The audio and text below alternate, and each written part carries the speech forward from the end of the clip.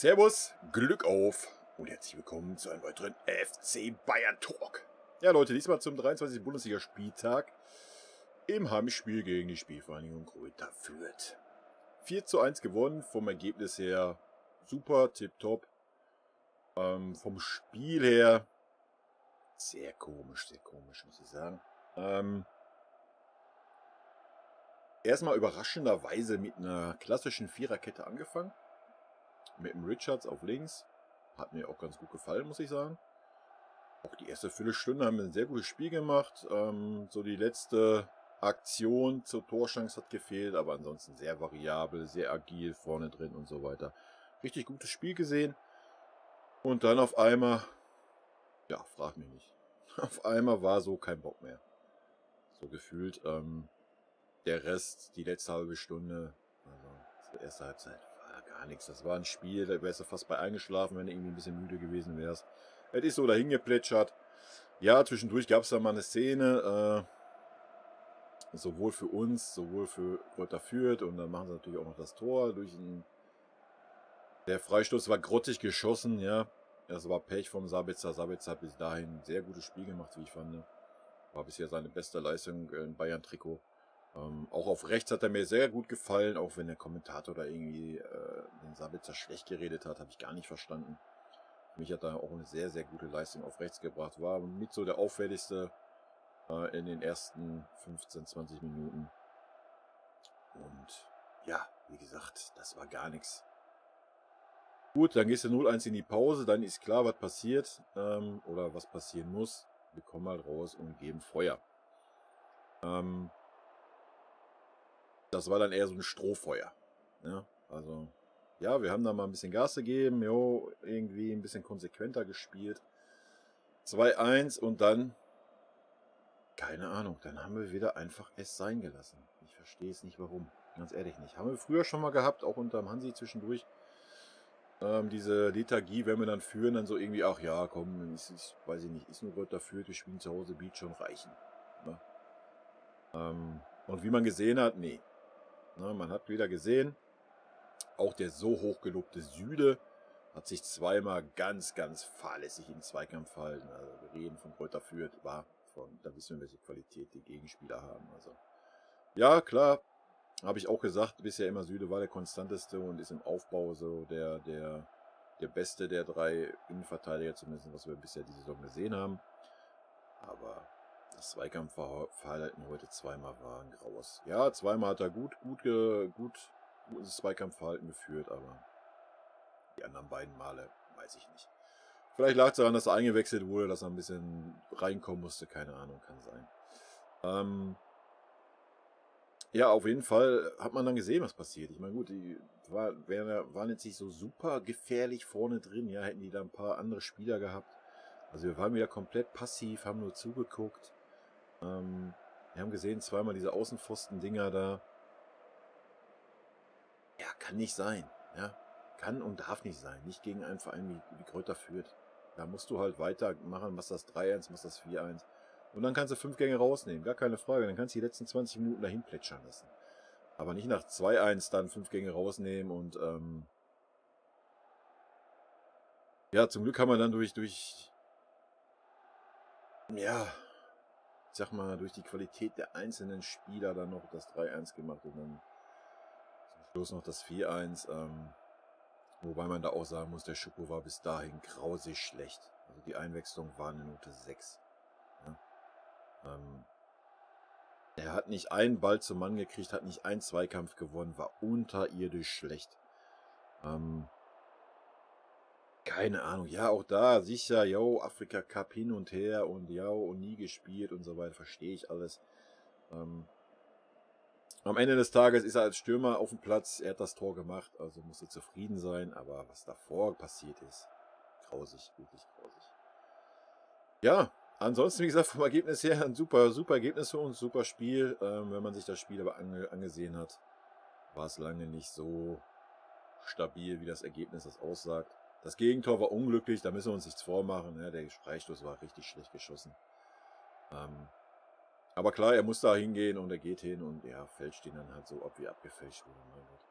Ist halt auch so ein bisschen symbolisch für den Sabitzer bei uns, obwohl ich, wie ich sagte, ich fand, er hat heute eine gute Leistung gebracht. Viererkette, wie gesagt, hat mich ein bisschen überrascht. Fairerweise muss man sagen, dass es dann mit der Dreierkette besser lief. Ja, muss man so sagen. Zumindest was offensiv anbelangt. Lag aber auch daran, dass wir dann endlich mal über Außen gespielt haben. Ja, wir haben die erste Halbzeit. Am Anfang war es noch okay, ja, da hat man das auch gesehen. Gerade über den Sabitzer, über die rechte Seite, Sabitzer und Pavard zusammen. Super da durchgemarschiert und über Außen gespielt. Und dann, ich weiß nicht, ob es eine taktische Anweisung war vom Nagelsmann. Ich habe keine Ahnung. Auf jeden Fall dann nach 15 oder 17 Minuten. Nichts mehr. Nichts mehr. Alles, was außen normalerweise stehen sollte, stand mittig. Sané stand mittig rum. Müller stand mittig rum. Der Sabitzer stand mittig rum. Wir haben einfach nicht mehr über Außen gespielt. Wir wollten durch die Mitte spielen. Die Mitte, die so zu war, wie nur zu sein kann. Und ganz ehrlich, ja, das muss mindestens ein Spieler auf dem Platz auch sehen und dann mal den Mitspielern Bescheid sagen. Ja, wir haben es halt 30 Minuten versucht, durch die Mitte zu spielen. Und man hat zweite Halbzeit gesehen. Wie sind die Tore gefallen? Ja gut, 1 über der Standard, ansonsten über Außen und über Flanken. Das hätte man schon in der ersten Halbzeit spielen können. Dann wäre das gar nicht so weit gekommen. Habe ich nicht verstanden. Gerade wenn man mit der Viererkette spielt, warum dann Sané da so weit reinziehen und auf der anderen Seite genauso? Warum lassen wir die nicht außen stehen? Ja, der Müller hat den Platz in der Mitte dann.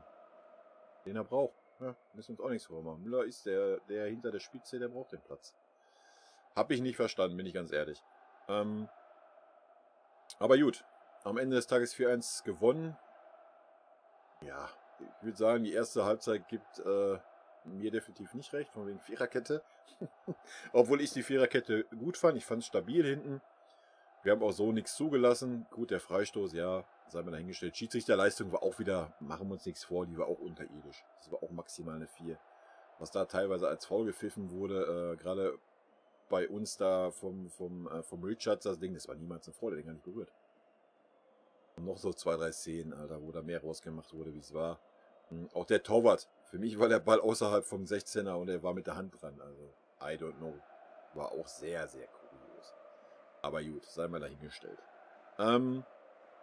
Ich würde sagen, ich vergebe noch ein paar Noten. Ulle würde ich eine 2 geben. Ulle hat das 1:1. Gut, er hat da ein bisschen gezögert, ob er rauskommen sollte oder nicht. Aber dann hat er das Ding gut gehalten gehabt. Ja, ob es gezählt hätte, wäre noch mal ein anderes, auf einem anderen Blatt.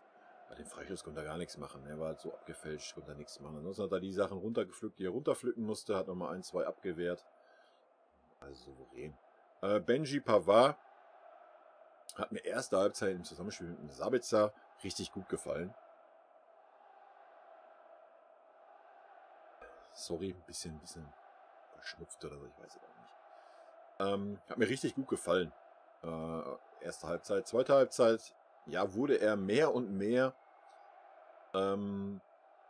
gezwungen, mit nach vorne zu gehen, ja, indem er einfach so angespielt wurde, nicht quer angespielt wurde, sondern ja, hier, lauf mal. Du hast den Raum, da lauf mal. Er wurde also mehr nach vorne gezwungen.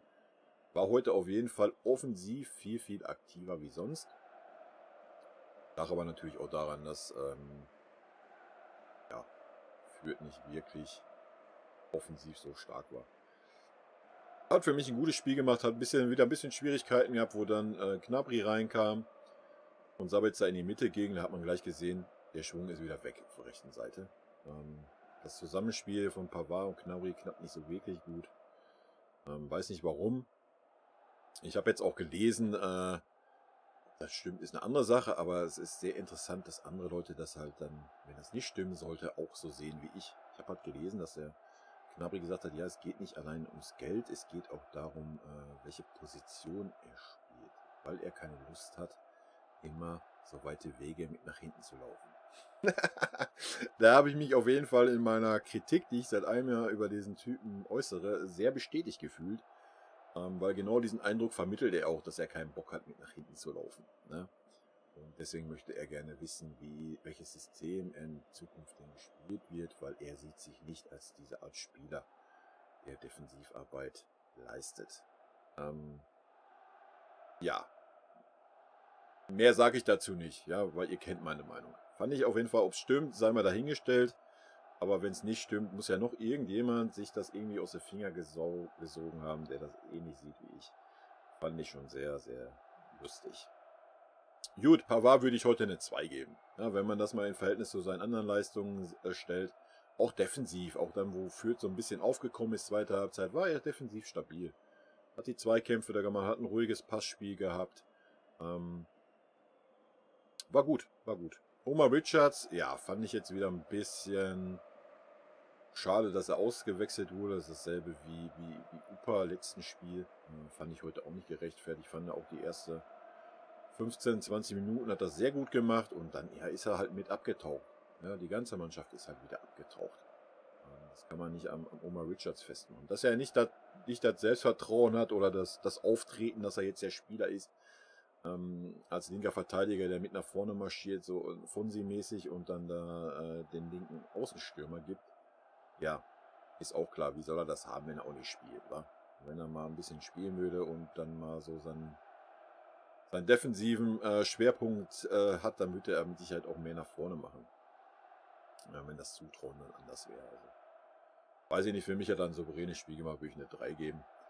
Hernandez war wieder viel Schatten am Anfang, hat mich wieder sehr, sehr überrascht. War wieder ein bisschen pomadig teilweise im Zweikampf. Sieht auch irgendwie nicht richtig fit aus, wenn ich ehrlich bin, ja. Er war schon mal schneller, wie er auch heute war. Also ich habe so das Gefühl gehabt, Hernandez war nicht wirklich richtig fit, ist nicht wirklich fit ins Spiel gegangen. Hat sich dann wieder noch ein bisschen gesteigert, wurde er dann sogar ausgewechselt. Ich weiß nicht genau warum. Ich glaube nicht, dass es an der Leistung lag, weil, wie gesagt, wenn, dann war er am Anfang schlecht. So länger das Spiel ging, umso stärker wurde er. Quasi wie in Salzburg. Aber er sieht mir nicht fit aus. Also er scheint nicht wirklich richtig fit zu sein, ist so meine Vermutung. Deswegen so diese Anfangsschwierigkeiten vielleicht. Ich meine, er schmeißt sich trotzdem rein in die Zweikämpfe, kommt aber teilweise halt einfach zu spät, dass es dann faul ist und sowas. Und das hat man sonst bei Männern eigentlich nicht. Ja, ich würde eine 3 minus geben. Upa fand ich heute gut. Upa hat mir sehr gut gefallen. Ja, hat so die erste Viertelstunde, wo so die Mannschaft eigentlich gut war, hat er so ein bisschen Probleme gehabt, aber hat 1, 2 Fehlpässe gespielt beim Spielaufbau, zu viel riskiert. Aber danach ganz souverän, hat wichtige Zweikämpfe gewonnen, auch gerade dann in der zweiten Halbzeit, wenn immer so ein langer Ball kam, aber auch in der ersten Halbzeit schon, wenn so ein langer Ball reinkam. Auf den Stürmer hat er abgekocht und ja, war sehr, sehr agil, sehr gut defensiv gearbeitet. Und in der zweiten Halbzeit wurde dann auch das Aufbauspiel ein bisschen besser bei ihm, gerade wo er mittig gespielt hat. Dann kam Süle rein. Ja, weiß ich nicht. Habe ich jetzt nicht zwingend gesehen, aber gut, wenn halt Hernandez verletzt war, okay, dann ist Upa halt auf die linke Seite gegangen, da war nicht mehr so viel mit Aufbauspiel. Aber auch das hat er gut gemacht, wie ich fand. Also Upa hat mir heute sehr gut gefallen. Würde ich eine gute 3 geben. Tolisso, ja, ganz ehrlich, menschlich tut es mir super leid. Sportlich, ja, kannst du nicht verlängern mit dem Mann, ganz ehrlich nicht. Wenn dann ja zu was weiß ich, zu humanen, angemessenen, der Situation angemessenen Gehalt, dann ja, klar. Aber er ist einfach 2/3 der Saison verletzt. Und heute sah es wieder aus nach Muskelfaserriss, bedeutet 2, 3 Wochen wieder raus. Und wir haben schon gesehen, er hat so kein richtiges Zutrauen in die Zweikämpfe. Jetzt ist er heute mal in den Zweikampf reingegangen, hat dann gleich wieder Muskelfaserriss. Ja, da wisst ihr doch, was im Kopf los ist. Selbst wenn der Muskelfaserriss überstanden ist, dann geht er danach wieder, ja, geht der Kopf wieder hin und sagt, nee, ich gehe mal lieber nicht so in den Zweikampf. Was völlig menschlich ist, völlig normal, wenn du so viel verletzt bist. Tut mir leid für Coco, ja, hat ganz gute Form gehabt, jetzt nicht so eine gute Form, wie er mal gehabt hat, wo er bei uns angefangen ist. Die Form hat er leider nie wieder erreicht. Aber wie auch, seine längste Zeit, keine Ahnung, vielleicht 2 Monate, wo er mal nicht verletzt war. Ja? Sonst ist immer irgendeine Verletzung, entweder was Kleines oder was Schweres. Ja, ist schade drum. Ist aber halt so, benoten brauchen wir ihn nicht für die paar Minuten, wo er auf dem Platz war. Wie gesagt, Sabitzer hat mir sehr gut gefallen heute. Ja. Wirklich gut, war gut in Zweikämpfen, hat sichere Bälle gespielt. War auch dann präsent, wo er in der Mitte gespielt hat, hat Kommandos gegeben und so weiter, hat sich nicht irgendwie hinterm Kimmich versteckt. War wirklich präsent, hat mir richtig gut gefallen, will ich heute eine 2 geben. Kimmich würde ich Kimmich war heute zwischen 2 und 3. Also wenn man jetzt mal so den Kimmich-Maßstab nimmt, war es definitiv keine 2. Aber war halt auch sehr engagiert, war auch besser, war ein bisschen passsicherer und so weiter. Zweikampfverhalten war teilweise auch ein bisschen komisch, wieder ein bisschen fahrig, aber auf jeden Fall schon besser wie sonst. Und das Zusammenspiel mit Sabitzer hat eigentlich ganz gut geklappt, wie ich fand. Also, ich kenne mich so, ja. Sagen wir mal eine gute 3. Sané fand ich heute auch okay. Ne? Wie gesagt, ich fand ihn auf dem Flügel, finde ihn auf dem Flügel stärker, wie auf dieses in der Mitte rumgeeier da. Weil die Mitte immer dicht ist. Ja, die Mitte ist immer dicht, egal gegen welchen Gegner wir spielen, die machen die Mitte halt schon von vornherein dicht. Und dann läuft da schon Müller rum, da muss da nicht noch ein Sané rumlaufen. Ja? Sané ist außen bärenstark, hat man auch heute gesehen, die Zeit, die er auf Außen spielen durfte. Ja, und der kann von außen immer noch in die Mitte ziehen, ja, wenn dann da mal Raum ist. Aber ihn gleich von Anfang an dahin zu stellen, wo kein Raum ist, fühle ich nicht wirklich. Ich würde Sané heute eine 3 geben. Ja, war viel Licht, aber auch ein bisschen Schatten, ein bisschen abgetaucht. Aber wie gesagt, ich sehe ihn da auch nicht so oft in der Mittelposition. Ja, klar kann er das mal spielen. Klar hat er ein gutes Dribbling und so weiter. Aber seine Stärke ist doch, wenn er mit Speed auf die Abwehr kommt. Ja, und das kann er über Außen. Und dann kann er auch über der Halbposition kann er dann reinziehen, ist doch gar kein Problem. Aber dieses Stumpf da hinter der Spitzengestehe sehe ich beim Sané nicht wirklich. Müller würde ich heute eine 3 geben. War wieder ein bisschen präsenter, hat viel auch geackert, hat man gesehen, hat wieder Bock gehabt. Und gut, wir sagen mal, ich bewerte jetzt mal nicht die beiden Schwächephasen großartig mit, ja, denn sonst könnten wir im Nachhinein alles nochmal eine Stufe schlechter darstellen bei den Minuten. So würde ich Müller eine 3 geben. Levi geben wir eine 2 bei 2 Toren, was soll man anderes geben. Levi war auch der das Zeichen gesetzt hat mit der gelben Karte nochmal, war ganz, ganz wichtig, weil sonst hat der Levi ja auch schon mal so die Phasen, wo er es auch hinnimmt, ne, wenn die Mannschaft so spielt, wie sie spielt. Also da hat man gesehen, Levi war richtig angepisst und ich glaube, er wird in der Halbzeit auch mal auf den Tisch gehauen haben. Kann ich mir sehr gut vorstellen. Hat mir sehr gut gefallen. Auch sonst hat er, eigentlich könnte es ihm auch eine 1 geben. Hat so viel geackert, auch gegen die beiden Innenverteidiger. Da war immer so oft zugestellt. Aber was er da geackert hat und ja, die Tore, da wollen wir gar nicht drüber reden. Süle für Hernandez, ja, wie gesagt, Süle war Licht und Schatten. Also was das Defensive anging, war es ausreichend, ja, also gerade eben. Also das eine Ding hat der Upa dann noch gerettet, wo er Süle da einfach steht wie ein Block im 16er. Ansonsten hat er aber auch zweimal einen sehr guten Zweikampf gehabt, gar nicht erst die Szene aufkommen lassen. Und im Aufbau war er gut, ja. Hat 2, 3 gute Querpässe gespielt. Kann auch jeder andere Innenverteidiger bei uns. Die müssen halt einfach mal ein bisschen spielen. Und dann klappt das auch. Aber wir wollen ihn nicht schlecht reden, ja. Hat eine souveräne Leistung gebracht, würde ich eine 3 geben. Choupo, ohne sein Tor hätte ich ihm eine 6 gegeben. Sage ich euch ganz ehrlich, Choupo war eine absolute Enttäuschung.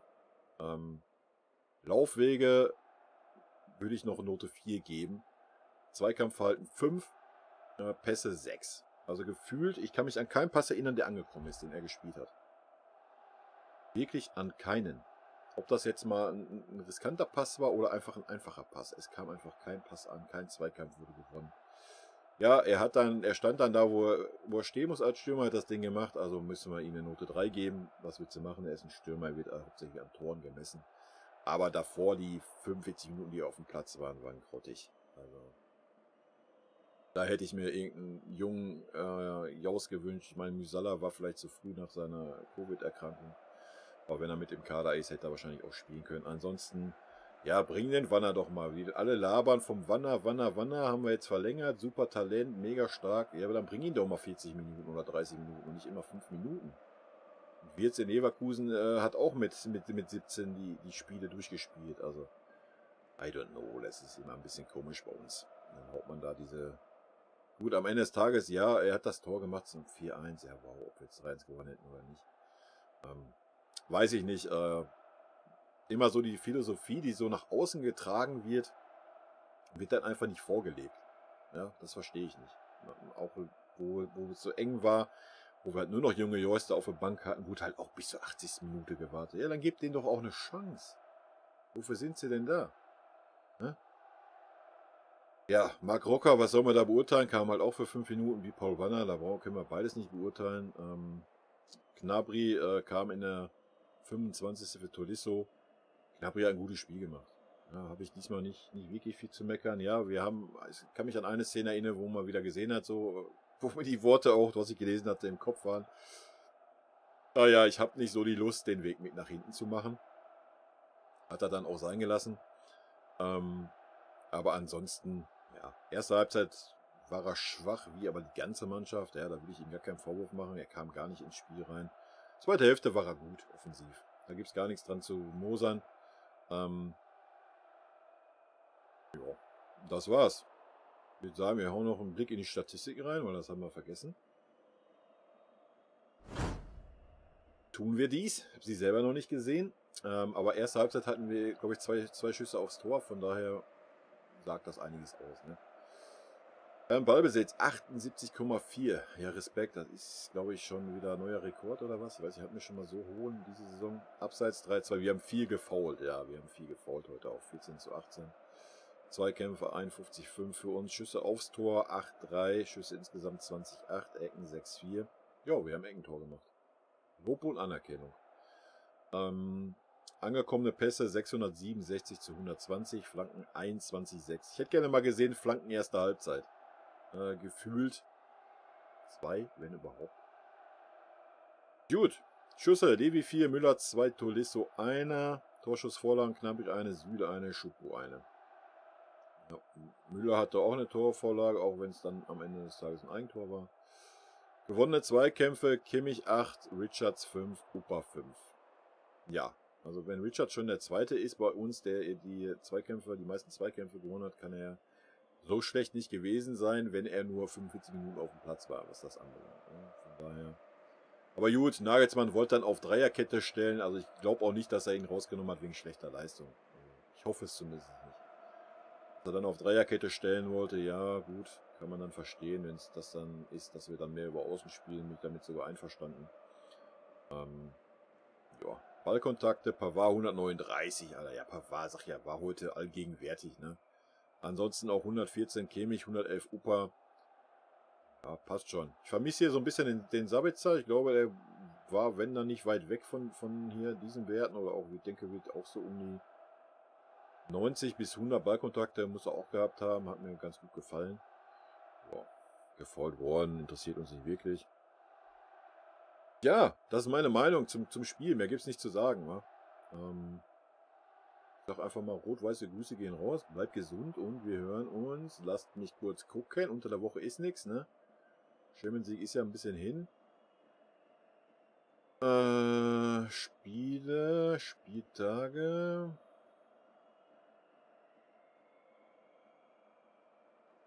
Ne, Spieltage will ich nicht. Da sehe ich gerade, dass die Dortmund 1-0 führen. Abzusehen, ne? Was ist los hier, Alter? Samstag, 26. gegen in Frankfurt. Dann zu Hause gegen Leverkusen. Dann das Champions League Spiel. Und dann Hoffenheim und Union. Ja, da sind ein paar Stolpersteine im Weg für uns. Bin sehr gespannt. Gerade in Frankfurt sahen mir die letzten Spiele nicht gut aus. Schauen wir mal. Samstag 18:30 Uhr. In diesem Sinne, haut rein. Bis dann. Tschüss.